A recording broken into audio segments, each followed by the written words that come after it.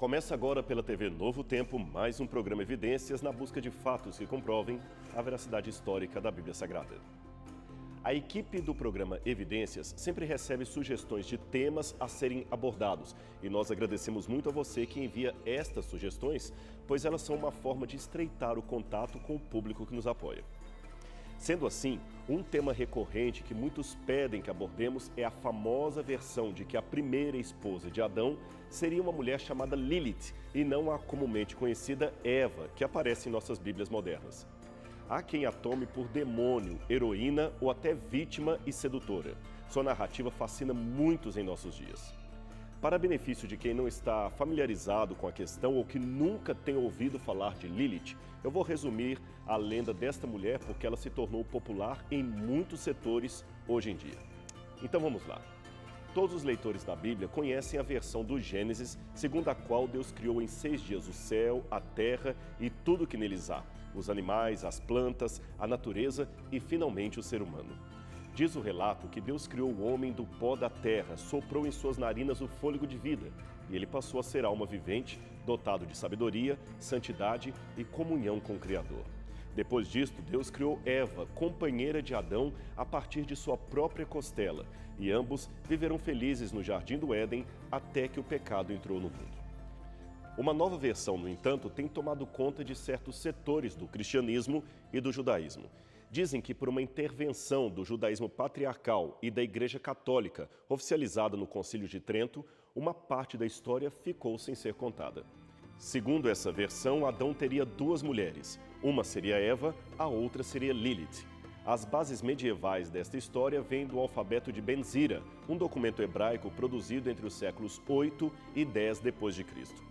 O alfabeto de Ben-Zira, que não deve ser confundido com o eclesiástico de Ben-Zira, é um texto anônimo medieval contendo 22 episódios correspondentes às 22 letras do alfabeto hebraico. Pois bem, o 5º episódio, narrado por Ben-Zira a Nabucodonosor, inclui que Lilith teria o direito de atormentar e aterrorizar a população de futuras gerações. Até certo ponto, o alfabeto de Ben-Zira mostra uma Lilith familiar. Ela é destrutiva, pode voar e tem até uma forte inclinação ao sexo. Mas aqui o conto acrescenta um novo aspecto. É que Lilith seria, segundo essa versão, a primeira esposa de Adão antes de Eva, que corajosamente deixou o Éden porque não aceitou ser tratada como inferior ao homem. Nessa versão medieval, Lilith foi criada do barro, como Adão, e não da costela dele. Além disto, no momento da relação sexual, a mulher recusou-se deitar-se por debaixo de Adão e então ela protestou diante de Deus. Mas o argumento dela é taxativo. Ela dizia o seguinte, que se ambos, ela e Adão, foram criados juntos a partir da terra, não haveria razão para que o seu destino fosse ser colocada debaixo dele ou submissa à sua vontade. Em outras palavras, ela não queria e não aceitava ser inferior ao homem. Então o relato continua dizendo que os dois discutem e não podem entender um ao outro. Então, depois de um certo tempo, Lilith pronuncia o nome completo de Deus e sai do jardim voando pelo universo. Inconformada, ela abandonou o Éden, fugiu do paraíso e foi, sabe para onde? Para o Mar Vermelho. E nas águas tumultuadas do Mar Vermelho, no mesmo lugar onde os egípcios do futuro morreriam, ela se instalou. Ali, ela ficou livre, conheceu e teve relações sexuais com diversos demônios. Então sentiu-se sozinha e acabou pensando em sua vida. Adão também sentia-se sozinho, então pediu a Deus que a sua companheira pudesse voltar. Deus então mandou 3 anjos buscarem Lilith lá no Mar Vermelho e trazê-la de volta ao paraíso. Mas quando os 3 anjos a encontraram, ela recusou ir com eles. Aí os anjos ameaçaram afogá-la no mar. E então ela não aceitou ir com eles, mesmo sob essa ameaça. O resultado foi que Adão ficou sozinho e o resultado adicional é que Deus criou Eva. Aí o resto da história você já conhece pela Bíblia Sagrada. Amaldiçoada a gerar demônios, Lilith se tornou uma potencial assassina de todo recém-nascido do sexo masculino. E conforme outro tratado judaico do Zohar, produzido por judeus cabalísticos do século XV, Aconteceu desta maneira. Lilith juntou-se aos anjos caídos, onde ela se casou com Samael, o anjo da morte, que nós chamamos comumente de Satanás. Samael, segundo esta outra versão, deu-lhe a conhecer o prazer que Adão não foi capaz de lhe oferecer, e com ele ela teve vários filhos, todos demoníacos. Desde então, Lilith tentaria destruir a humanidade. Os filhos do adultério de Adão e Eva, assim considerados por ela, seriam destruídos, porque, na versão de Lilith, Adão a abandonou para ter uma segunda mulher. Logo, os filhos de Adão com Eva seriam filhos de uma traição, de um adultério. Ao contrário de Eva, que morreu como um ser humano, Lilith, segundo esta lenda, alcançou a imortalidade porque se casara com Samael e assim tornou-se amante do demônio, amante de Lúcifer. Como forma de impedir a morte dos recém-nascidos, Lilith foi obrigada a jurar perante os anjos, em nome de Deus, que não prejudicaria nenhuma criança do sexo masculino, desde que esta estivesse usando um amuleto que carrega o nome dos 3 anjos de Deus. Foi depois desta separação que veio Eva, a segunda esposa de Adão. Ainda temos outra versão medieval ligeiramente modificada. Nela, Lilith vinga-se de Adão, convencendo Eva a comer do fruto proibido.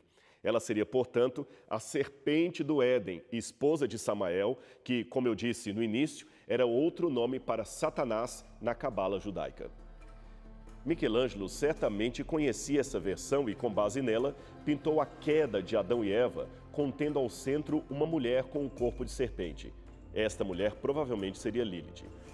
Para o público em geral, a figura de Lilith passou a ficar conhecida ou popularizada a partir da metade do século XX, quando pegou carona na esteira do movimento da segunda onda do movimento feminista.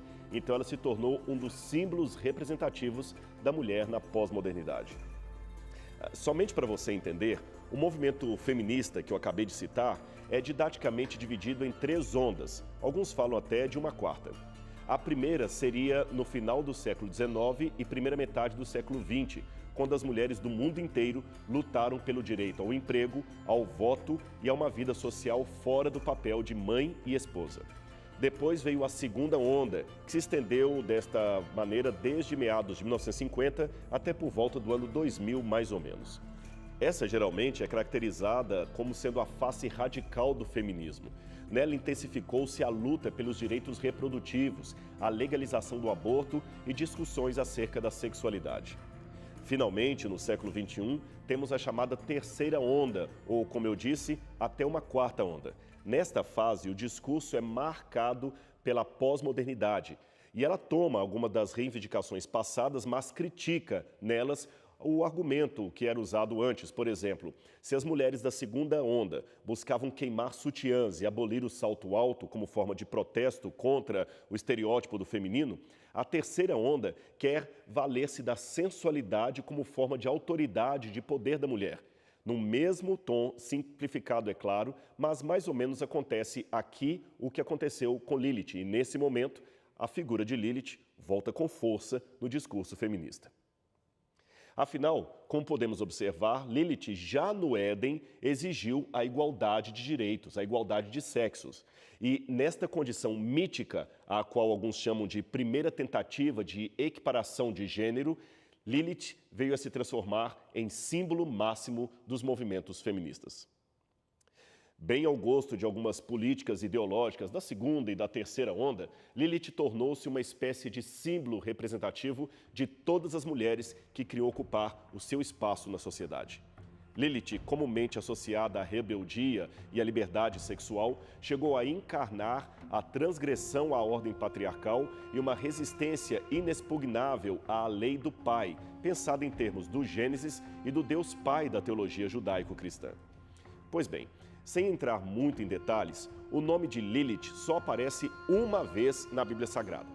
Está justamente aqui no livro de Isaías, capítulo 34, verso 14, que diz o seguinte: "E as feras do deserto se encontrarão com as hienas, e o sátiro clamará ao seu companheiro, e Lilith repousará ali, e achará lugar de repouso para si."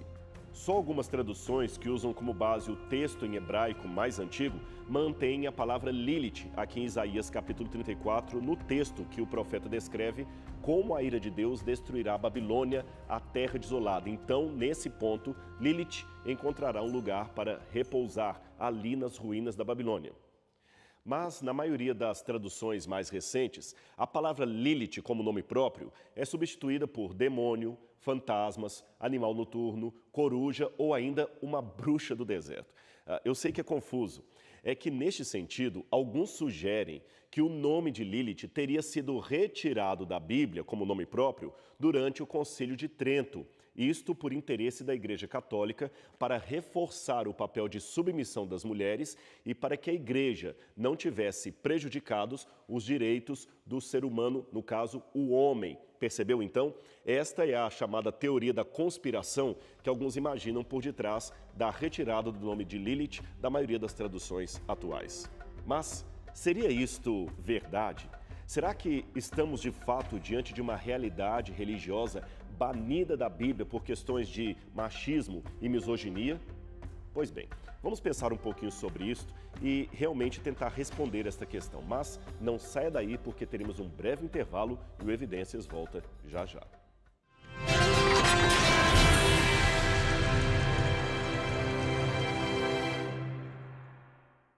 Estamos de volta com o programa Evidências e, como você viu, existe uma grande polêmica acerca de uma personagem chamada Lilith, que, segundo algumas fontes, teria sido a primeira esposa, a primeira mulher de Adão. E também, segundo esta versão, Lilith foi banida das Escrituras por mero capricho de teólogos machistas, tanto protestantes quanto católicos. Aí interrompemos o primeiro bloco para perguntar: será tudo isto verdade? Também dissemos que nas Bíblias que hoje possuímos, o nome Lilith aparece apenas uma vez no livro de Isaías, capítulo 34, verso 14, que muitas versões preferem traduzir por outros nomes, como demônio, bruxa, etc., mas não pelo nome próprio Lilith. Os que defendem a tese da censura eclesiástica por ocasião do Concílio Católico, censura esta que retirou das Escrituras os textos originalmente relacionados à primeira mulher de Adão, eles se esquecem de alguns pontos importantes que eu gostaria de mencionar para você. O concílio, reunido pelo Papa Paulo III e realizado de 1545 até 1563, era um movimento marcado pela luta contra a reforma protestante de Martinho Lutero e nada tinha a ver com esconder textos para reforçar a submissão das mulheres. É claro que os autos do concílio falam da obrigatoriedade de tornar os conventos femininos, especialmente da Alemanha, enclausurados para que as freiras não tivessem contato com o mundo exterior. Mas isto se devia especialmente à situação de Münster, onde as freiras estavam abandonando o convento para se unirem ao movimento protestante. Novamente, ainda que o ato realmente tenha um tom, digamos, patriarcal, não foi este o tema do encontro convocado pelo Papa. Ademais, temos hoje cópias do livro do Gênesis mas muito anteriores ao Concílio de Trento, algumas vezes anteriores até ao nascimento de Cristo, quando não havia nem teólogos, nem Igreja Católica. E deixe-me dizer que nenhuma dessas cópias traz esta história de Lilith junto à narrativa de Adão e Eva. É importante você saber disso. Quanto ao texto de Isaías, também é importante dizer que, muito provavelmente, não se trata de um nome próprio original hebraico. Vários especialistas no idioma hebraico antigo sugerem que ali no texto, a palavra Lilith tanto podia se referir a um indivíduo quanto a uma classe de criaturas horripilantes. Ali, a raiz Lail, de onde vem o nome Lilith, provavelmente significa noturno, algo que pertence à noite.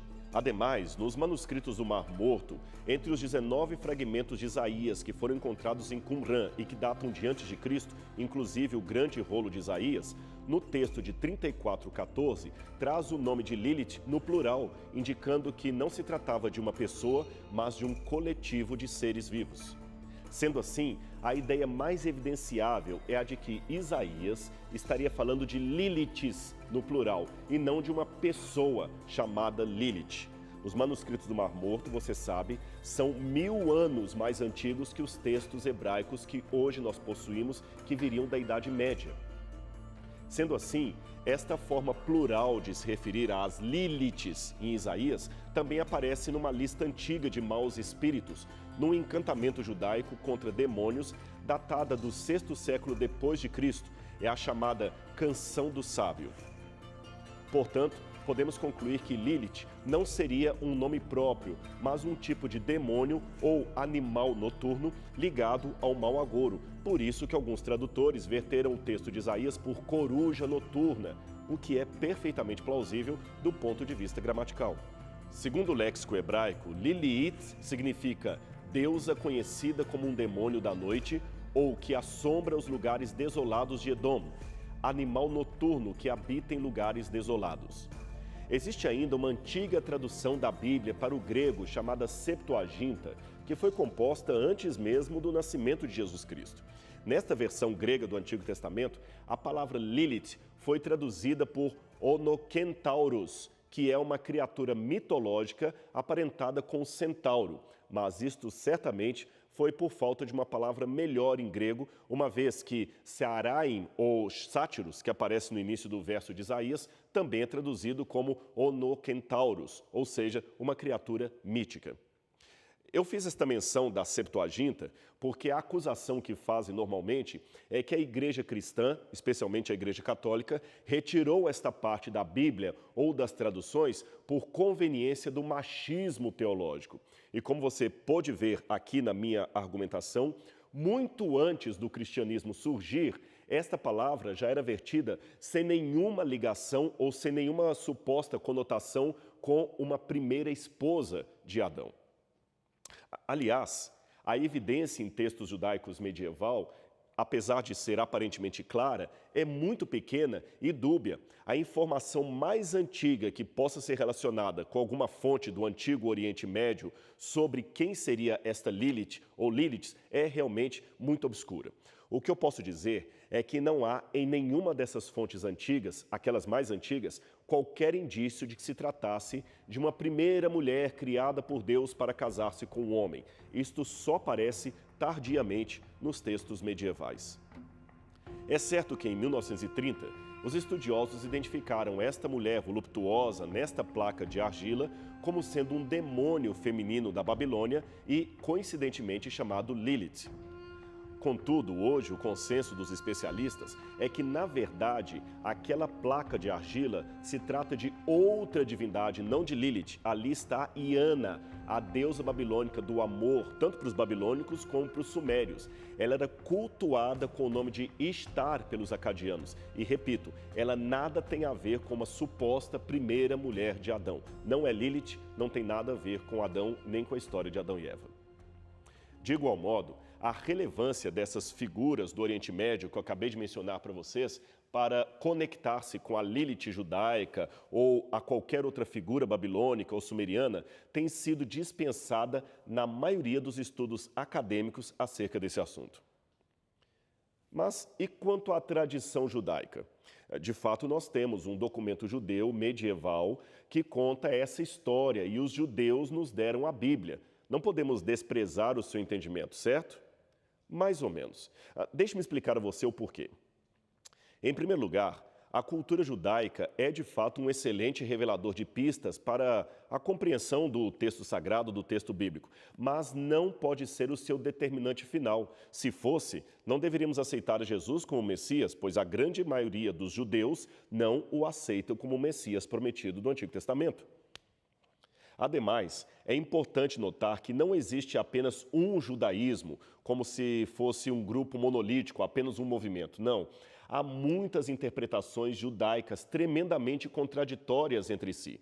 Esses documentos que contam a história ou o mito de Lilith como sendo a primeira mulher de Adão, nem fazem parte da tradição talmúdica ou dos tratados rabínicos mais respeitados. Lilith é mencionada 4 vezes no Talmud babilônico e em nenhum desses casos ela é referida como sendo a esposa ou a primeira esposa de Adão. Há quem diga até que seriam estes versos ou fábulas uma forma de sátira ou de piada, de humor, escritos por algum judeu não praticante, o que também é uma hipótese razoável. Aliás, fábula por fábulas, devemos tomar muito cuidado com elas, mesmo que venham de uma raiz judaica. Pelo menos isto é o que nos aconselha Paulo quando ele escreveu a sua carta a Timóteo e que gostaria de ler agora para você. Recusa as fábulas profanas que violam o que é santo e que são contadas por velhas caducas. 1 Timóteo capítulo 4, verso 7. E a Tito, Paulo também escreveu que os cristãos leais não deveriam prestar atenção a fábulas judaicas e a mandamentos de homens que se desviam da verdade. Tito 1, verso 14. A minha resposta, porém, não ficaria completa se eu não examinasse um argumento aparentemente bíblico que os defensores da legitimidade de Lilith apresentam. É que lendo o livro do Gênesis, aqui no capítulo 1 e capítulo 2, parece que temos dois diferentes relatos da criação, até contraditórios um com o outro, e daí o hiato literário que abre espaço para a sugestão de Lilith. Veja comigo o que está em Gênesis, capítulo 1, verso 26 e 27, que passo a ler agora. Também disse Deus: façamos o homem à nossa imagem, conforme nossa semelhança. Tenha ele domínio sobre todos os peixes do mar, sobre todas as aves do céu e sobre os animais selváticos, sobre toda a terra e sobre todos os répteis que rastejam pela terra. Criou, pois, Deus o homem à sua imagem e semelhança. A imagem de Deus o criou, homem e mulher os criou. À primeira vista, o texto parece indicar que o homem e a mulher foram criados juntos, ao mesmo tempo, do pó da terra num único ato e que ambos foram criados à imagem e semelhança de Deus, que os animais e plantas foram criados antes deles. Pois bem, mas quando vamos para o capítulo 2, verso 4 em diante, parece haver um outro texto diferente, um texto diferente da criação do ser humano. Quer ver? Preste atenção. Esta é a gênese do céu e da terra quando foram criados. Então formou o Senhor Deus ao homem do pó da terra e lhe soprou nas narinas o fôlego da vida, e o homem passou a ser alma vivente. Disse mais Deus: não é bom que o homem esteja só. Far-lhe-ei uma auxiliadora que lhe seja idônea. O resto da história você já sabe. Deus fez Eva da costela de Adão. Então, somente depois que ele fez Eva é que intentou criar os animais, como vemos no verso 19. A flora, nesse caso, também foi criada depois do homem, contrariando a primeira versão, que coloca tudo isto antes da humanidade. E então, como fica esta situação? Bem, em primeiro lugar, devemos lembrar que o verbo yatsar, que é o verbo para fazer, criar, que aparece em ambos os relatos da criação, ele é importante. Sabe por quê? No segundo texto, isto é, em Gênesis capítulo 2, verso 19, o verbo yatsar está no modo verbal perfeito, mas que, segundo alguns hebraístas, pode ser traduzido como mais que perfeito. Aí o texto ficaria como na tradução da Almeida, revista e atualizada, que lê assim: havendo, pois, o Senhor Deus formado, etc. Ou seja, uma vez que Deus já tinha formado os animais, ele os trouxe a Adão, e não que ele os formasse a partir daquele momento. Entendeu? Mas eu tenho que admitir que esta é uma solução gramatical possível, mas não conclusiva. Nem todos os especialistas em hebraico a reconhecem. Por isso, eu prefiro trabalhar numa outra linha. A seguinte: considerando o fato de que Moisés foi educado no Egito e que os primeiros hebreus, os primeiros leitores do Gênesis, viveram por séculos no Egito e que o Gênesis tem vários elementos que apontam para uma unidade autoral, eu proporia procurarmos na cultura egípcia, aquela que estava na base do autor, a resposta para esta aparente incongruência. Os relatos egípcios da criação são muito interessantes. Eles são divididos em duas partes. A primeira disserta sobre as forças siderais e a segunda sobre a criação dos animais, plantas e o homem. É justamente por isso que Moisés divide a criação em dois relatórios distintos. Ele fez como os egípcios de seu tempo faziam, porém não por mera imitação. Ele queria mostrar para os hebreus imersos naquela cultura egípcia como seria a verdadeira história da criação. E por isto, os seus dois relatórios, contraditórios para nós, mas didáticos para eles, complementam um ao outro e sem polemizar a versão em si, mas apenas contradizendo a versão egípcia das origens. Percebeu? Quer um exemplo? Muito bem, vamos lá. Quando Moisés distingue a luz surgida no primeiro dia do Sol criado no quarto dia, ele quebrou o paradigma de que o Sol, ou Atum-Ra, na tradição egípcia, seria a luz do mundo, quando ele deixa de chamar o Sol de Sol e a Lua de Lua, designando-os apenas como luminares. Moisés intenta tirar dos mesmos qualquer conotação divina que pudesse ser atribuída a eles. Assim, no primeiro relato da criação, que está em Gênesis capítulo 1, Moisés corrige as ideias egípcias de forças siderais divinas. E no segundo relato, Gênesis capítulo 2, ele corrige as ideias egípcias de criação do homem, animais e plantas. Percebeu o que fez ali o autor do Gênesis? E se você olhar bem, não há contradição entre os dois relatos. No primeiro, foi apenas dito que Deus criou o homem e a mulher, mas não dá detalhes como ele os criou. Já no segundo, ampliam-se os detalhes que não foram ditos pelo primeiro relatório. E isto, como eu disse, obedecia a um estilo literário egípcio usado na época em que Moisés escrevera o livro do Gênesis. Como você vê, mais uma acusação contra a Bíblia que não passa de teoria da conspiração. Pois bem, o programa Evidências de hoje fica por aqui, mas semana que vem teremos um novo encontro na TV Novo Tempo para mais um estudo da Palavra de Deus. Até lá!